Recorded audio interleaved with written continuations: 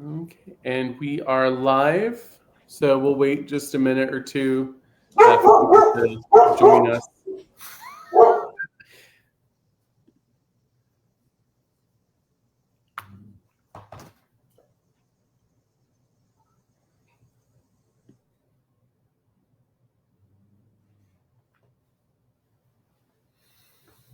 Hmm.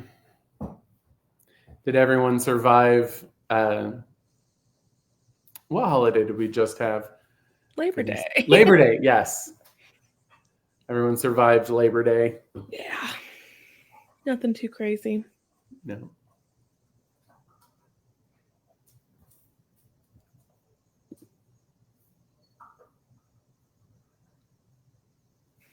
Okey-dokey. Welcome. My name is Brian Palmer. I am Executive Director for Don't be rude. My dog is causing chaos. My name is Brian Palmer. I'm Executive Director for Ethereal Just Arts Council. I was also the director for our most recent production of David Yaverbaum's An Act of God. This live stream is a talkback for that production. For those of you who are unfamiliar with what a talkback is, it is a chance for the director, the actors, the creative team to have a conversation with the public and usually with the audiences of a performance to talk about kind of the behind the scenes stuff, like why we chose this show, why we made some of the choices that we did, what was our experience going through producing this show, and then fielding some questions from the audience as well.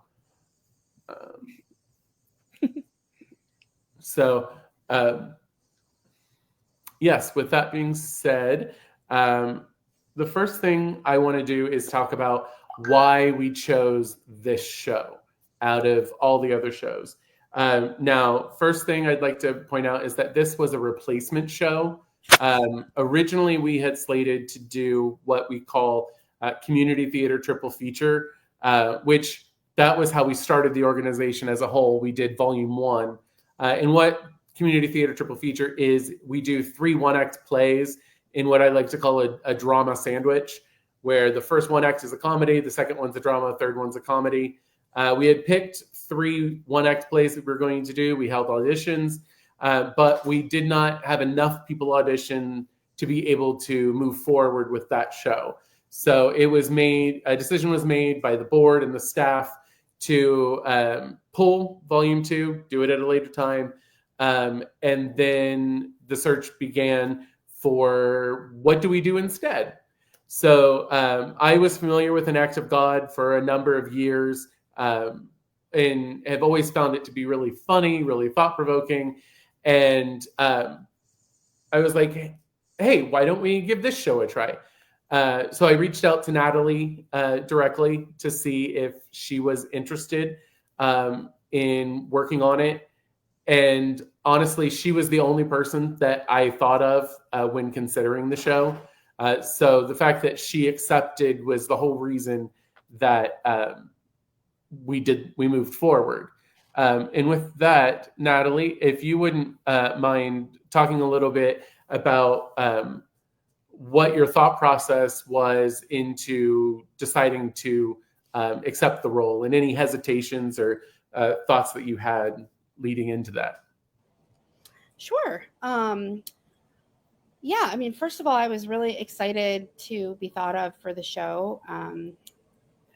I really love working with Ethereal Just and with Brian, so I was excited that I was thought of for such an interesting opportunity. My thought process was mostly, can I read the script and get familiar with it? I knew what it was, but I didn't know really anything other than Sean Hayes had been in it on Broadway. And then after reading the script, I asked if Brian and I could have a conversation about the show, because the timeline was going to be accelerated for most shows that I've been in. We were going to have about a month to rehearse, or a little less maybe. And then also, is it possible that I can memorize all of this? Because I've never been in a show that was so heavy lifting for one particular character. In many points, there are like full long runs where there aren't other characters speaking. It's kind of like a monologue. And so that was really important to me to make sure that I would have the support to learn all of that material and to understand a little bit more about the vision that Brian had for the show. And also just to get a little pep talk that I could do it, because I knew Brian would explain to me why it would be the right role for me. But I was very excited from the very beginning about it. I was just nervous about the bulk of the material. I was also very excited because the truth of the matter is women, they're just sometimes the parts aren't there in the shows that are on the Columbus scene for women, just not as interesting of roles oftentimes. And frankly, in the age that I'm at, I often get cast as a mother who is the straight character and often doesn't have a lot of interesting or emotional heavy lifting. I find that especially men tend to write a little more flat for women. So to have a role that I could really bring to life, I think was very exciting for me, and such a challenging role. So after that conversation Brian and I had, I accepted it and we moved forward with the planning for what the show would look like and who else would get to make up the team. And for those who aren't familiar with the show, the basic concept is that God has come down to earth, inhabits the body of a human to present an updated 10 Commandments to humanity, all done in 90 minutes. That's basically, as said in the show, a one God show. That it was mostly Natalie monologuing for 90 minutes with little bits where Caroline, who played Michael, and Stephen, who played Gabriel, would chime in occasionally, but it was really mostly Natalie carrying the entire show, which, having personally come off a show where I had the vast majority of the dialogue, can completely understand the hesitation, especially if it's not something that you've done before, to be a little concerned of, ooh, can I do this? Can I take it on? Now, with the experience that I've had with Natalie over the year, I mean, we've worked together on, I think this is what, our 5th or 6th show, something in 2 years, that, yeah, I had absolutely no concerns whatsoever that she would be able to do it. The first show we did together was Shirley Jackson's The Lottery, and she was Tess, the main character. And if anyone knows that, it's a very deep, very emotional, very dramatic, like 40-minute piece. And so after having done that with her, I had no doubts whatsoever that Natalie would be able to do this. So after Natalie accepted, the next person to join the team was Caroline. She had actually auditioned for Volume 2 and just totally blew me away with her audition. And so I knew moving forward that I had to have her as part of the cast as well. So similarly, Caroline, would you talk to us a little bit about what the experience was going from auditioning for one project to being offered a completely different project? Because you also weren't prepped before the cast offer that there was this significant change. And then what went into your decision to moving forward with the project? Yeah. So I was in a real weird spot at that time because I had just lost my job from like budget cuts. And so I was like, I need to audition for a show. I need to do something for me. And so I saw that Ethereal was doing these short plays, which I love. I went to school and mainly did like short plays in my university. And also I'm like, I've had a lot of friends work with Ethereal. And so I wanted to work with them as well. So I'm like, I have to get my foot in the door now. And so I auditioned and I was like, I'll take anything. All the scripts sounded cool. I can't remember them right now, but they sounded cool at the time. And then I got an email for Act of God and I'm like, that wasn't one of them. I'm very confused, but let me look at this. And then I remembered, I'm like, oh, I remember hearing about this when it came out. in like 2015 on Broadway. And I remember that the part of Michael was played by Christopher, I think it's Fitzgerald, who was the original Ogie in Waitress, and he's my favorite character in that. And so I'm like, ooh, a fun comedic part.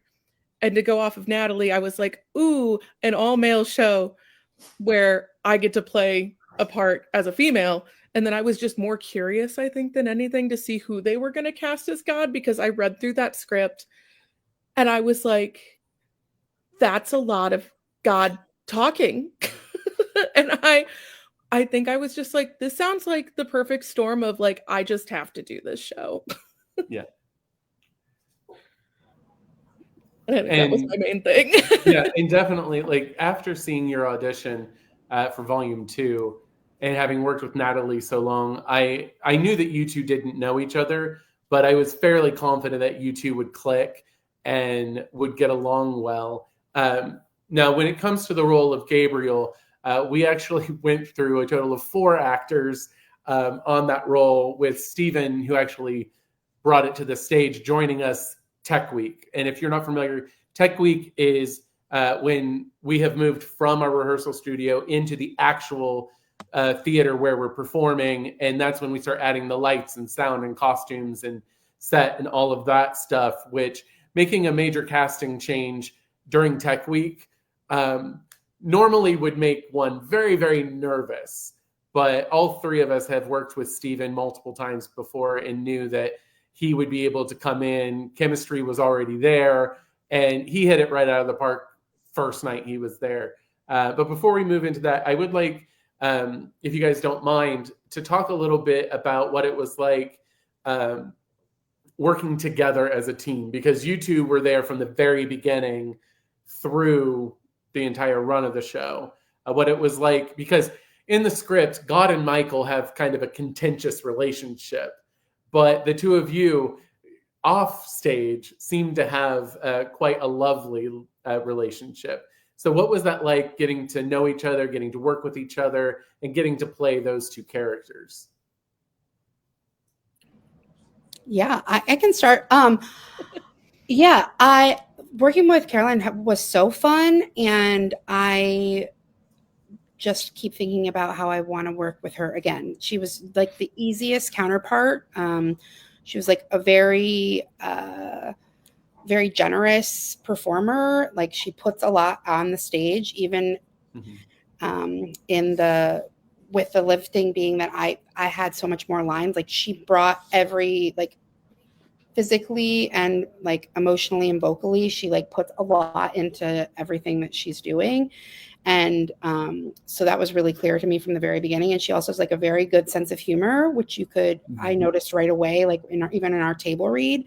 And so for me, that was like, oh, we'll get along great. Cause like, if you have a good sense of humor and like a good attitude, like that's really all I need to know that like I will click with you.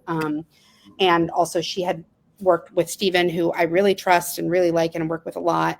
And she spoke highly of him and he spoke highly of her. So that was like very, very easy immediately for me.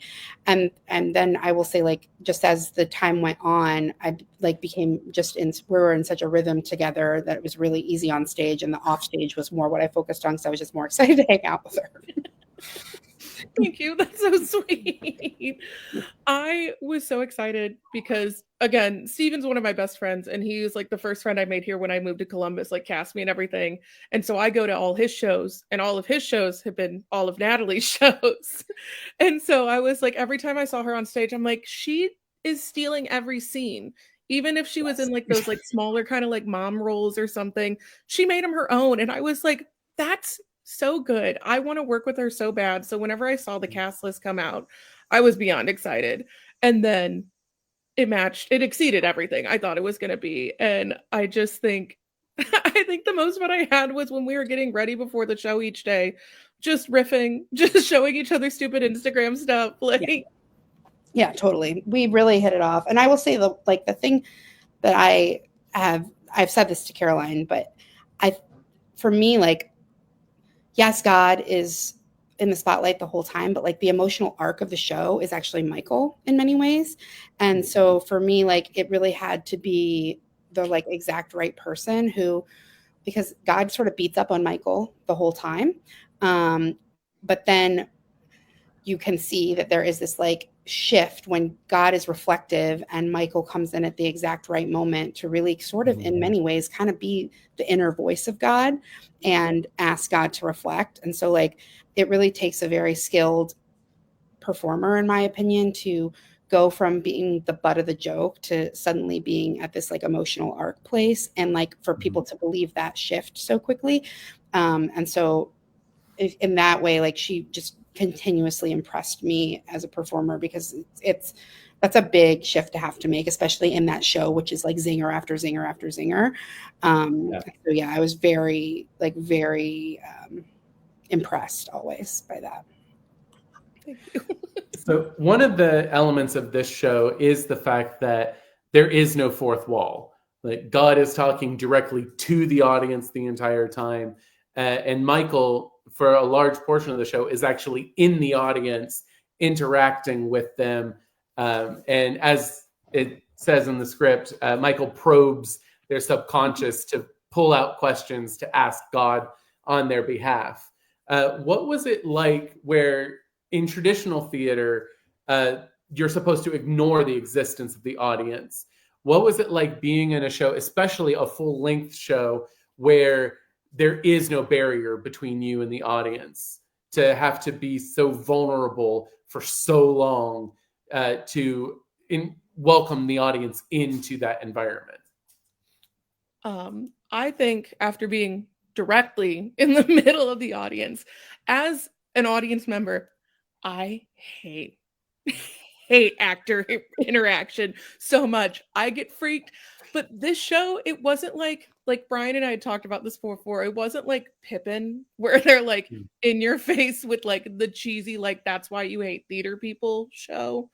This was more actually like the audience didn't really have to do anything. It was just them sitting there to be the butt of the joke again. And I ended up really liking it. At first I was like, I don't know what I'm going to do. Like, what am I going to like wander through and ask them questions? But they loved it. And it was their energy that was that last part of the show that we needed. That was like the fourth cast member was the audience. Agreed. And it just made a world of difference. Yeah, I agree. The audiences were so fun. And I think that they, like, some of the biggest laughs were at their expense. And so that was fun. On the opposite side, I could often make direct eye contact with Caroline because she was literally sitting in the audience. But I have never performed that much straight out at the audience. And it took getting used to, especially because, we didn't really have an audience until, preview night. It took getting used to that I would see so many eyeballs, like directly on my eyeballs. And that also performing toward the lights constantly was also distracting. It was new for me. Not just that they were hot and I was wearing the world's biggest wig, but it was like, I was looking up to avoid always looking directly at, because I didn't want to get thrown off. So it was very new for me to have to deliver to the audience. That's why Steven coming in when he did was so important, because as a performer, he's very generous, and he's a really good ad-libber.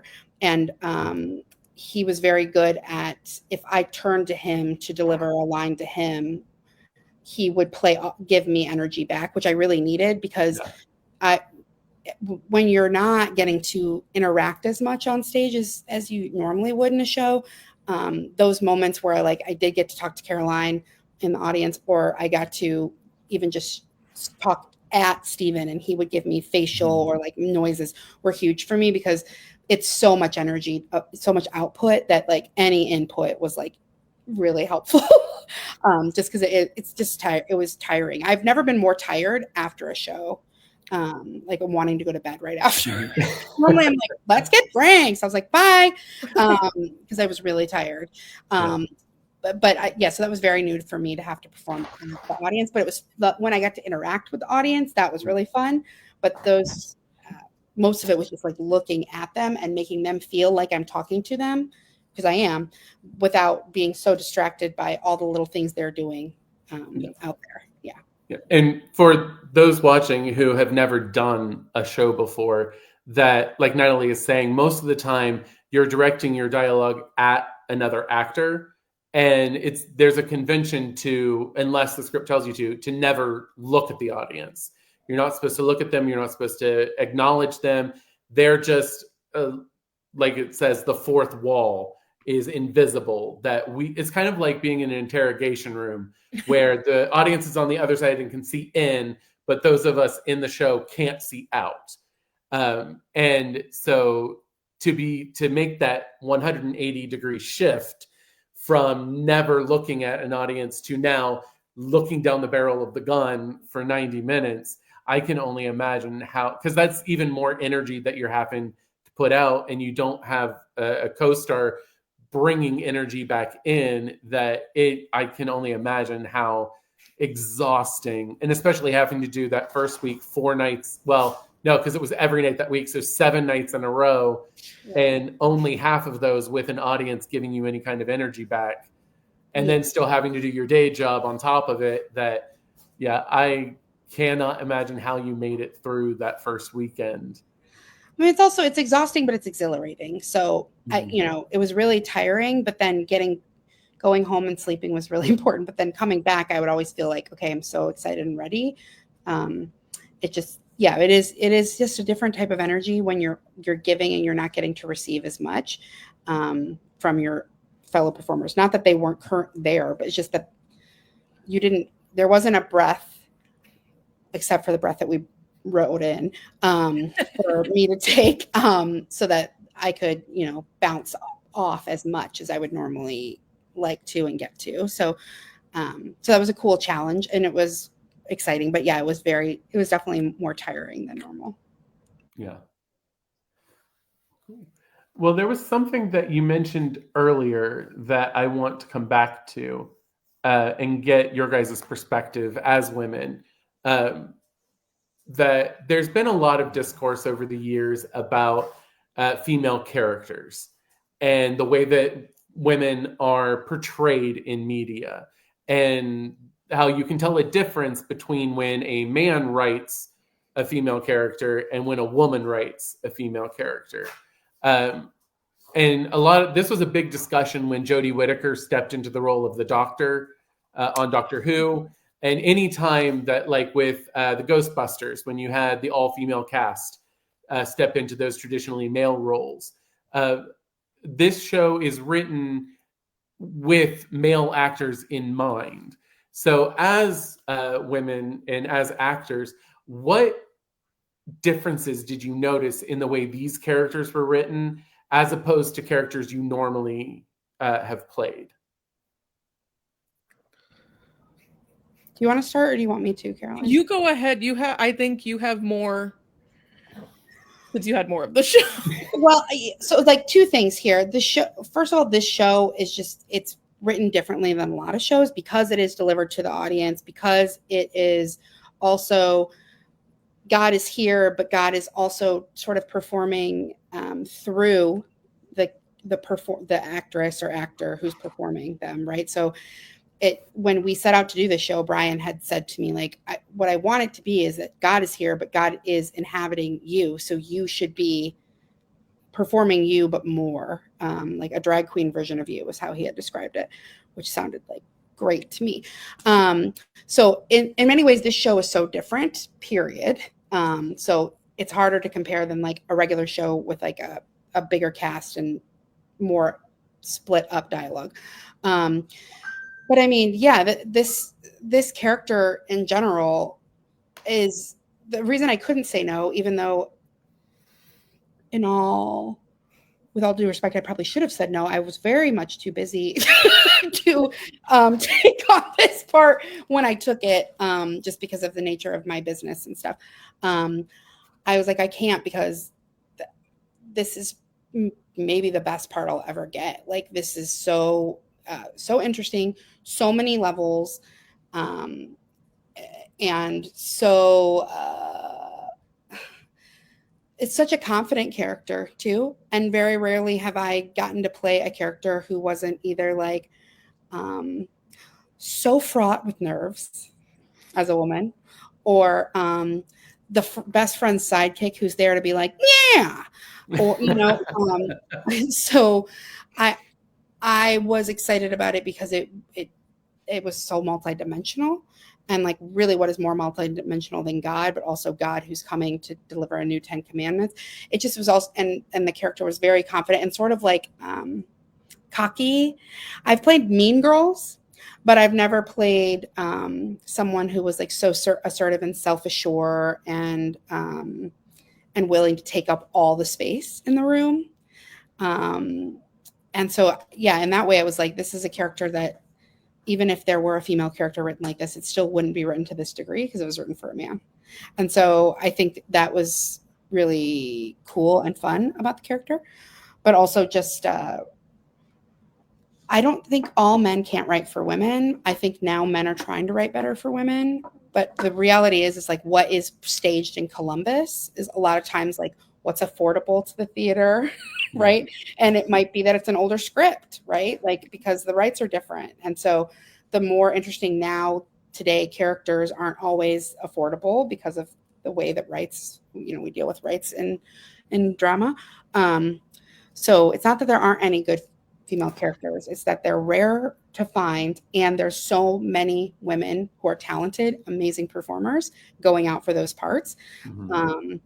We joke that like must be nice. I always say must be nice to be like a man auditioning for a show, because I'm sure they'll find something for you like almost always, in a big enough show. But for a woman it's not always the same, so this was a very rare opportunity. The one thing I will say though about having Caroline's role, Michael, played by a woman, was I did feel uncomfortable at the beginning that the only other character in the show that was played by a woman was going to be beat up so verbally the whole time. I didn't love it. I wished in some ways like that Caroline played it perfectly, and like I said, we needed her because of all the arcs.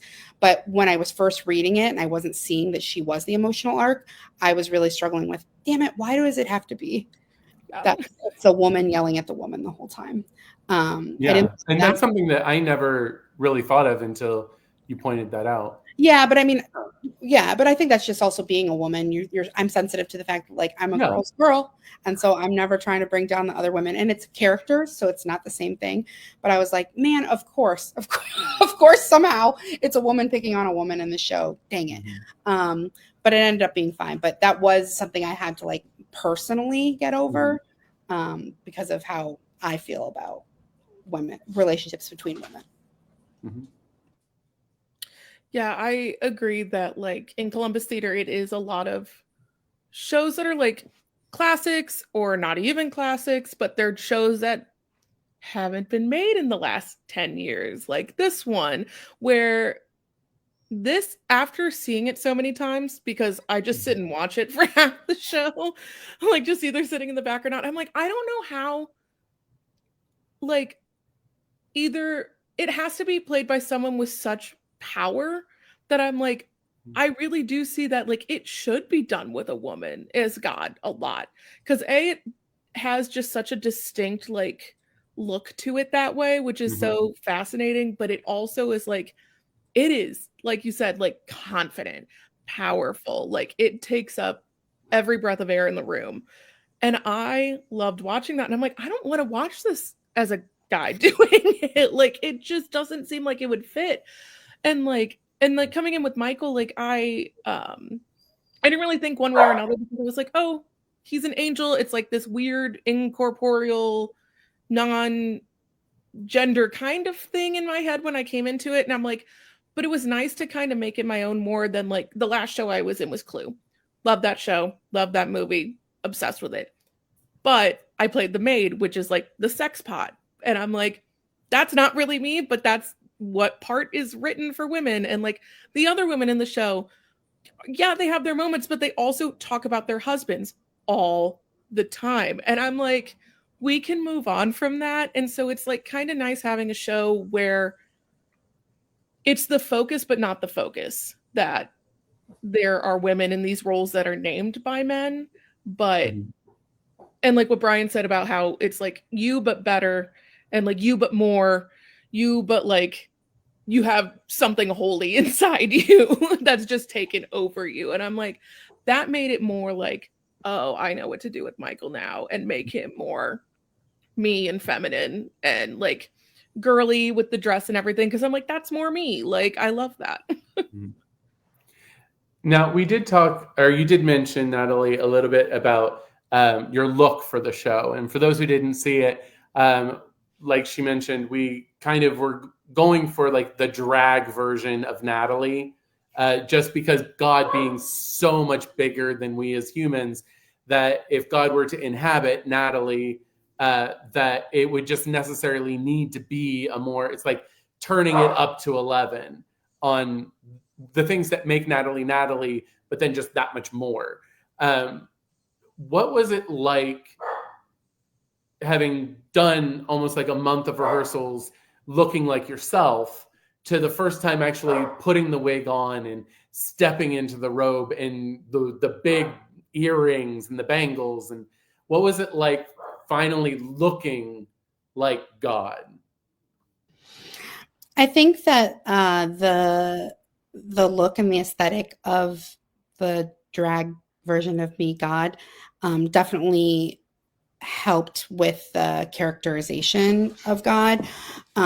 If I'm honest, I spent most of our rehearsals just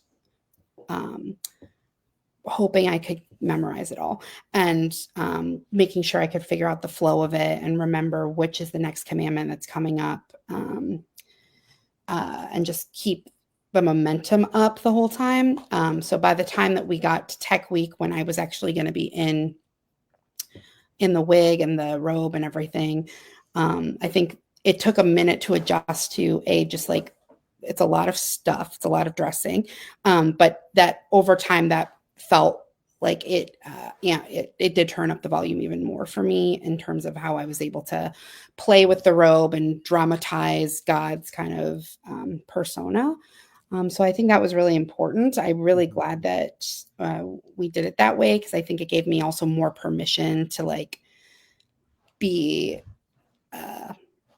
even more elevated in terms of just like the volume and the how kind of fast and hard I could go with it. So yeah, it was big. It definitely took like maybe 2 rehearsals though to feel like, is this all of this and the head of this and the length of it and all those things. It took a little bit to get into it, but once I got into it, I feel like that really helped with me feeling more at home in the character.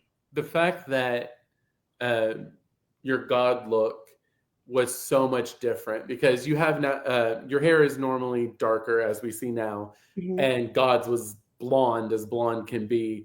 Yes. And although you do usually have a very girly aesthetic, like that was more like 40s boudoir type. And you do have a pretty heavy social media presence. If you don't follow her already at Natterdoodles, you should. Her stuff is absolutely hilarious and super charming. On top of your shop, and the stickers and things that you make are also wonderful. So if you haven't, go check her out. But was that helpful in separating like your social media version of you from the drag God version?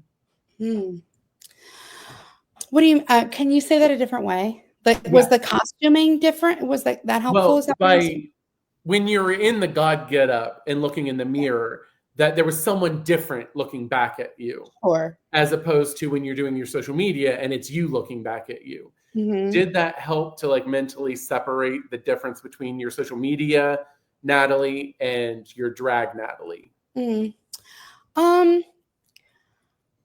So I would say that my social media Natalie is like me, but like just a little bit extra.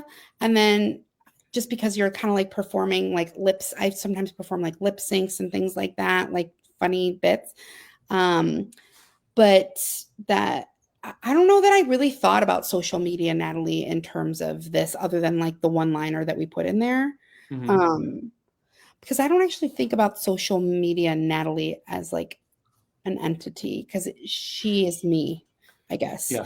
I feel like the get up was good for, I mean, I'm a pretty animated person as it stands. So I think the get up helps me feel more like I could pump that up even more. Like, but I mean, as you can see, like I'm Italian, I talk with my hands. Like I'm, I think that the costuming helped with that. I don't know that I looked in the mirror and separated social media Natalie from God Natalie, but Natalie from God Natalie, sure. Yeah, absolutely.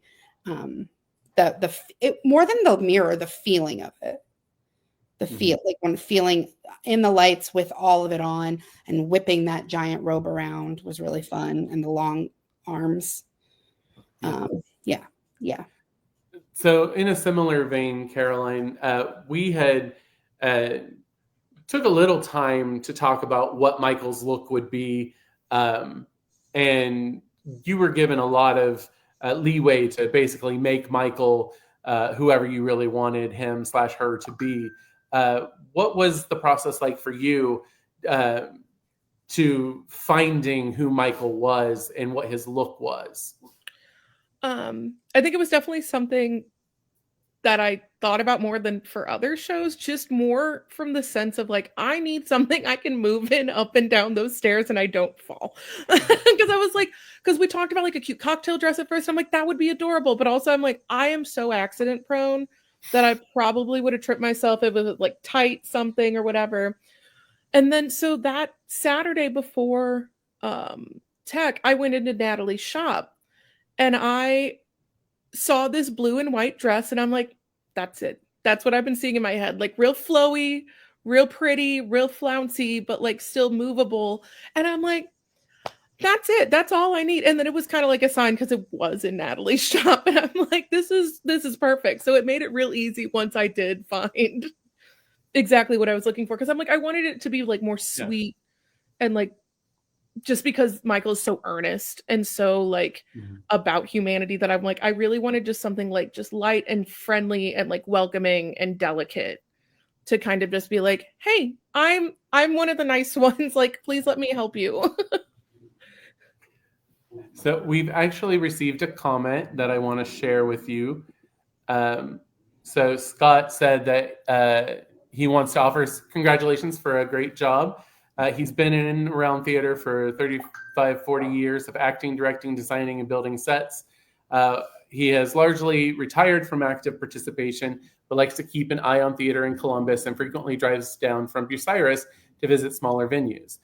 He thought that this staging ranked near the top of shows that he has seen and enjoyed the interpretation. God is a Woman, well played, and congratulations. That's really generous. Thank you so much. That means a lot too, especially from folks who have been in and around theater and know what it's like to put all that effort in. So thank you, Scott. That's really kind. I did get a lot of comments from audience members as they were coming out, which I usually don't ask audiences what they think because they're not going to tell you the truth. They're going to be like, oh yeah, it was lovely, enjoyed it. And then they'll go trash it later. But when audience members take the time to approach you directly to express how much they enjoyed it, how much they loved the show. I had Scott isn't the only one. There's been a number of people who have said that this is one of the better shows that they've seen in town, which I will attest. And I know that it doesn't mean as much since I directed it, but I worked the tech booth every performance, and there were multiple times I missed cues because I was just enjoying watching you guys perform so much that I would get wrapped up in what you were doing. And normally I'm the type of person who, once we're about in Tech Week, I'm ready to move on to my next project. I've seen it enough. I've heard it enough. I'm ready to go. But this show, I never once got tired of watching the three of you play up there.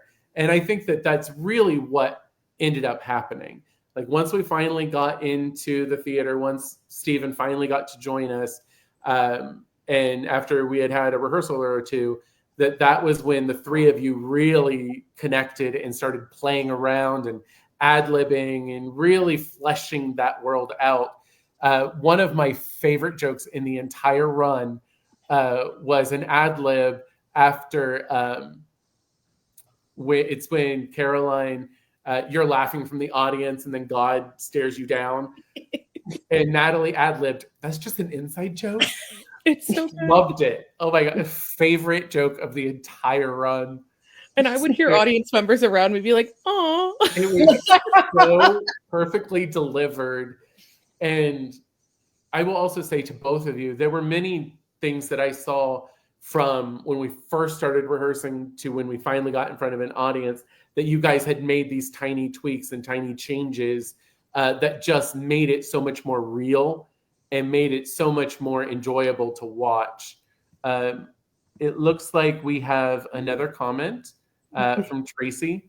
Came to 2 shows, would have come again given the opportunity, such a well-written script, but without execution, it would have fallen flat. Direction and acting was flawless. Please do this again as an ensemble elsewhere, again and soon. Thank you, Tracy. That's so nice. It was really nice to meet you. That's so fun. That's so cool. Yeah, I will say that doing live theater, sometimes you don't get a lot of feedback from your audiences. Your friends and family who come see the show, yeah, they'll tell you, but they always love you no matter what you do. So for me, it's hard to really take, like, anytime my husband sees a show and he's like, oh, you did great. It's like, well, of course you think that. You're my husband, so shut up. But when complete strangers are expressing how much they enjoy the work that you do, especially because this is volunteer, that to me, it makes it just so much more worth it when I know that that we're entertaining people, that we're touching people, that people leave and can't stop thinking about what you guys are doing on that stage. So I definitely echo both what Scott and Tracy said and what I've heard from other people as well. But speaking about comments, I warned both of you that I wanted to talk about this. For those who did not see, one of the journalists from 10 TV came to one of our tech rehearsals and did an interview and put up an article on 10 TV's website promoting the show and encouraging people to come see it. And then it was shared onto Facebook, where, being Facebook, everyone can make whatever comments they want. And I was sharing with Caroline earlier that there were 71, like when you hover over the like button and it gives you all those different options, there were 71 different emotions or emotional reactions that people gave. And 36 out of the 71 were angry reactions. Knowing that this topic is such a sensitive topic for so many people, and social media being the dumpster fire that it is, and that people who have no experience, who did not see the show, who've never read the show, who've never seen it, know nothing about it except the title. What are your thoughts about doing work like this that can potentially have such a negative public reaction? I love it. I look for shows like that. I have always said, since I started doing like theater, like in college and everything, I'm like, I want to make people think or feel uncomfortable or take them out of the world they're in right now in one way or another. And if that's pushing the envelope to be like, hey, you should think a little more. It's like, I remember, I'm not currently religious, but when I was younger, I asked, the questions Michael was asking were the same exact ones I asked myself when I was like trying to believe. And I'm like, I feel like even though it's kind of in your face, a little jarring, it resonates, religious, non-religious, like, and if people took the time to look past, like, that's a drag queen, that's a woman is God, like, it really hits a lot of people. And like how I would describe it to people, I started being like, it's called An Act of God, it stars God, but it's written by a Daily Show writer, so take that for what it is.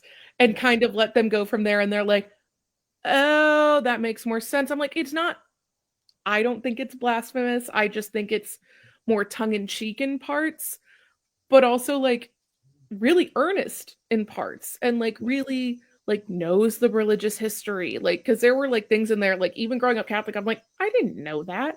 Like, who knows that? Like, someone who knows their religious history.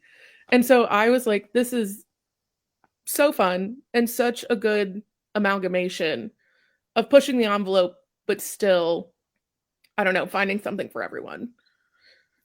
Yeah, I completely agree. Having also grown up in the church and having questions that nobody seemed to have answers, there's one of the answers that David came up with in the script that I think is the most brilliant. Is the line that God has about omniscience.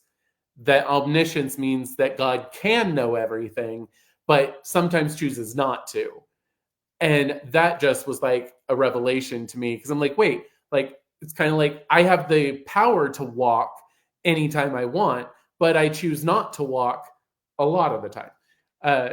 And so just through comedy, being able to introduce different ways to view things, different ways to read the text. Natalie, what was it like for you?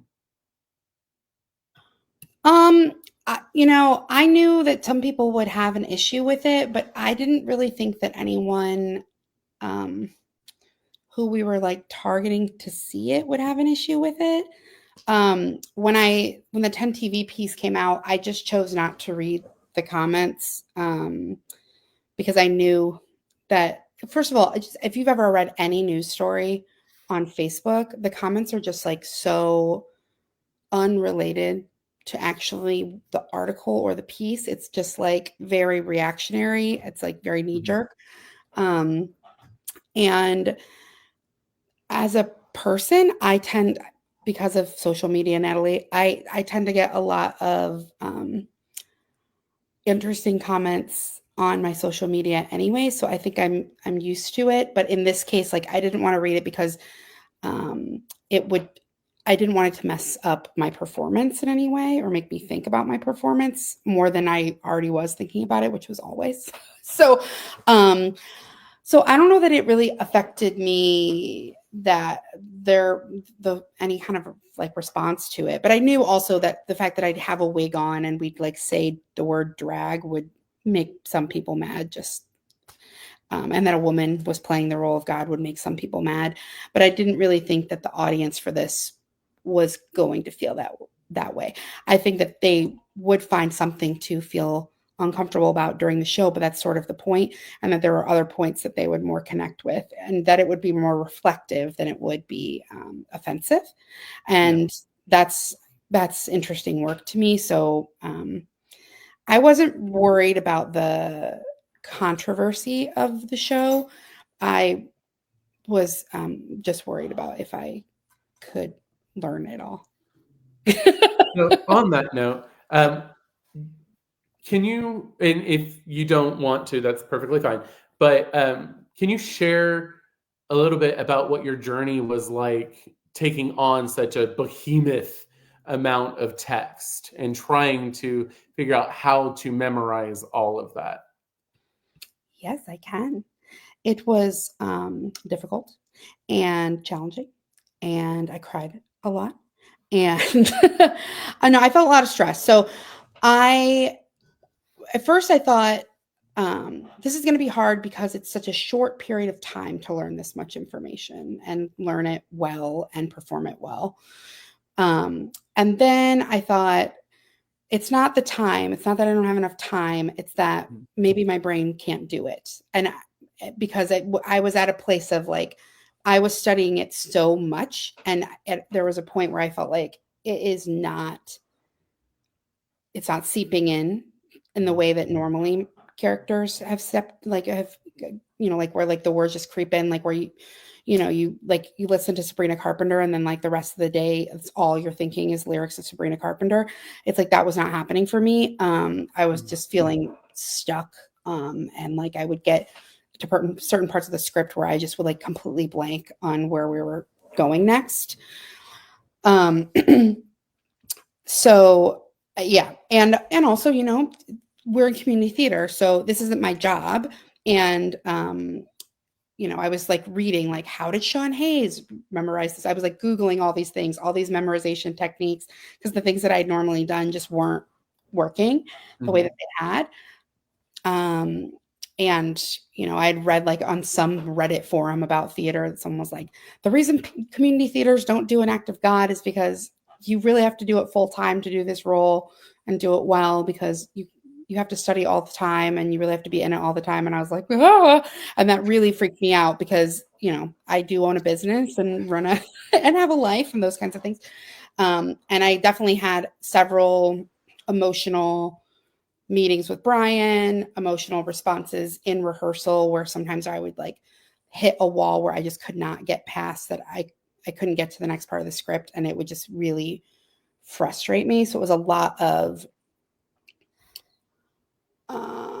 you know, just like feeling like I was like sabotaging it or that I wasn't carrying it for everyone else. And I felt like more pressure than I normally do in a show, to perform it well, to memorize it, to not mess other people up, to not disappoint people. So it was a different level of, no one gave me this, but it was a workload I picked up for myself, of like the emotional load of it. It felt like it belonged to me. And so that was very new for me. And then like by the time we were like 10 days out, somehow, some way, it felt like, I think I'm going to be able to do it.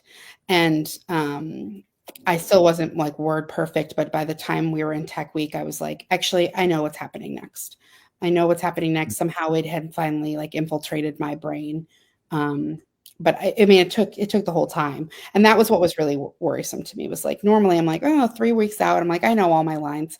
But this time I was like, you know, it felt like it didn't matter how much effort I put in. It just wasn't getting there until one day I sort of woke up and I knew it. But there were still times on stage where I was like, I sure did skip that part about Bobby's skiing accident. Oh, well. Yeah. So, but it was more challenging than usual. And I felt more pressure. No one gave me that pressure, but it felt very real to me. And I wanted to hire a teleprompter, and I did Google how much that would cost and was thinking, I will spring for that. I'll do it. I'll pay for it. That, I think, would have changed the show. Because honestly, I think that one of the things that ultimately made the show so successful is, one, just the inherent charm that not only Natalie, but all three of you have individually, and then as a group.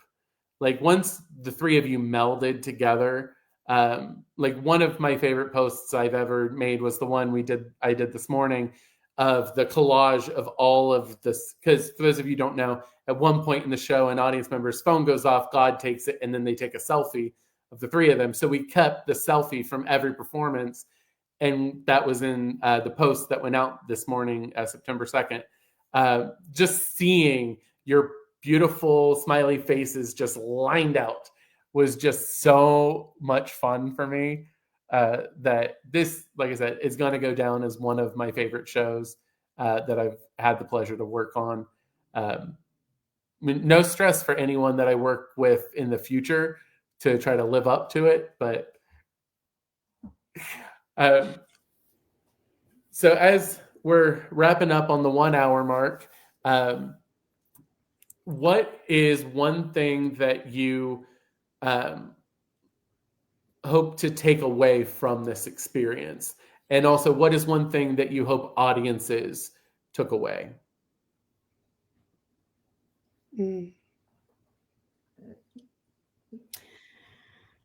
Something I'm going to take away is like that it's just one of the hardest things I've ever done, but that didn't make it any less fun at the end. Throughout, it wasn't fun. It was really hard. I was just really struggling to feel like, what if I can't get there? But it was so fun performing. It was so fun with Stephen and Caroline. All like the people and stuff was fun, but it was like the in between. I was really anxious. But I think, you know, it's like very simple, but like I can do hard things. And even though I'm a confident performer, I really feel like this really pushed and challenged me. Whereas like some of my friends were like, this part was like written for you. I was like, yeah, no, I hear how you could see that. But also like it wasn't, and that it's like, it was written for me. And like, I knew how to play it, but to actually perform the whole thing, like I could perform a monologue of it. And I feel like I could have kicked it out of the park. I'm like, well, yeah, I'll audition with this monologue, you know, but the actual whole thing, I think that was a real mountain for me to climb. And I feel like it really pushed me as a person, not just as a performer. So I'll take that away. One thing I hope audiences take away, I mean, sometimes it's okay with me if audiences just take away 90 minutes of a good time. And so I really just hope that everyone laughed enough that it felt like it was worth it to be in that room. Somebody said to me on our last performance day, like, that's the hardest I've laughed in a long time. And for me, I was like, done. Like that could have been the only comment we got the whole run. And that would have been enough for me. Just making people enjoy themselves in a world that can be really, just like, it can be really hard to be a person. That felt like enough to me. So yeah. I think for me, for what I take away from it is that this was like, even though it was such a small cast, it was just 3 of us goofing around. This is why I do theater. This is why I do theater. Like this brought back, because after COVID, for a lot of people, like in the theater community can understand, it was hard to get back into theater. Like to audition for stuff, to put myself out there again, other than just like my comfort things of like working with OGP and doing our small stuff. But like this, I'm like, this is why I love theater. Like, it's just having fun with people that are so freaking talented and that are so funny and kind and passionate about the same things I'm passionate about. And I think that brought that back for me, because I kept telling Natalie, I'm like, I think I'm going to take a break after this. And now I'm like, no, I kind of want to audition for another show. Like, I'm like, no, this is fun. I like having this to do and not being like, I have to go to something, or like, this is why I do it. And like, I think for audiences also to go with Natalie, I think like, yeah, you just like, sometimes you can just have a good time. Also, my other takeaway is that you can do a lot of good stuff in 90 minutes and not 3-hour movies like Marvel. Not every show has to be almost 3 hours. That is so. That was my biggest thing when I was posting about it. I'm like, hey, it's 90 minutes. Yes. Come hang out with us and have a ball. And then you have your evening. It's so true, though. I mean, truly, listen, I love a good play. And I'm not saying they all need to be 90 minutes, but there are plenty that, I mean, that packed so much into 90 minutes. A lot happened. It was just boom, boom, boom. Mm-hmm. Yep. And I think some playwrights could learn from that. You're right. Just tighten it up a little bit. A little bit. Trim the fat. Yeah. For me, I will say, for those who know me, I tend to be a rather reserved person. I'm not one to push boundaries. I'm not one to ruffle feathers. I have some very progressive opinions and ideas that I will share with those who are close to me, but mostly, like, all the shows that we've chosen in the past have been, like, I can't think of one that would be controversial in any way. But the response to this show and the process of being a part of this show has encouraged me to be a little more progressive, to be a little more edgy, to allow my walls to come down just a little bit more, so that way I can share what I value and what I think a little more, and allow people to get to know the real me a little more, which, as much as I love to talk, you wouldn't think that'd be possible. But so that's definitely something that I'm taking away from this, and starting to bring into, as we're beginning to plan the 26-27 season, looking at projects that shows that maybe have more of a statement, that take more of a point of view than just entertainment. Now, like Natalie said, plain old entertainment there's nothing wrong with that. And with the way that things are, sometimes that's what you need, is a nice breath of fresh air, escape from reality for a little while. And ultimately, I hope that audiences, no matter what your beliefs are, no matter what your perspective is, that coming away from this show, that hopefully it ribbed you just enough to allow you to relax and let go of some of your strict adherence to everything, and be able to, through laughter, hear another perspective, hear someone else's opinion, get to see things through another person's eyes. That I think that if anybody walked away like that, then the project was a success. So is there anything else you guys would like to leave us with before we wrap up?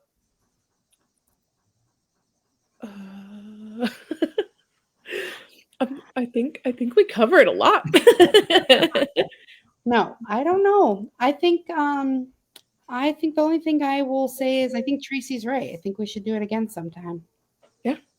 Where and when? I don't know. That being said, there is a small possibility we might actually be able to do it again, because Ethereal Jest officially became members of the Ohio Community Theater Association. And in June, they have a regional festival where member organizations get to pick one show from their season and do a 45-minute cutting of it and compete against other theaters in that region. And this show is eligible to potentially represent the organization. So we might be back at it in June. And then if that goes well, then go to state conference next September. That we might end up working on this for the next year and a half. Who knows? Yes. Now that just means that the rest of the shows this season have to suck. So that way, I didn't say that. No, I do not want them to suck. No, definitely, I don't want them to suck. So there is a slight chance that we might actually be able to reunite. So we plan to announce the show chosen to go to Octa at our annual meeting in May. So for any members, that's one reason to mark on your calendars to attend the membership meeting. So that way you can find out first which show from the season is selected. Cool. Okay. Well, I'll just keep it locked in until May. Very true. I saved my note cards. Oh my God. Well, thank you guys so much for joining me tonight. It was such a pleasure to work with both of you on this production, and I am just chomping at the bit to work with both of you again. We did just get one more comment again from Tracy. Tracy already said we don't need to vote. Tracy already voted. So thank you for the show and for this reunion and an inside look. Rooting for an Octa performance. Thank you so seen much, it twice, so Tracy technically knows the best. That's probably very true. Other than my mom and Patrick, I think. Other than my mom and my husband, I feel like they're the only people who've seen it multiple times. So yeah, very cool. That's 2 votes. Yes, and Done. That's great. Also said agree. So thank you for everyone watching. Thank you for Caroline and Natalie for joining us. Please pay attention, watch Ethereal Jest's Facebook page as well as our website to see what's coming on. We have, I think, like 10 more projects this season. A lot of stuff coming down the line. So if you want more information, again, check the website, or you can reach out to me at info@etherealjest.com.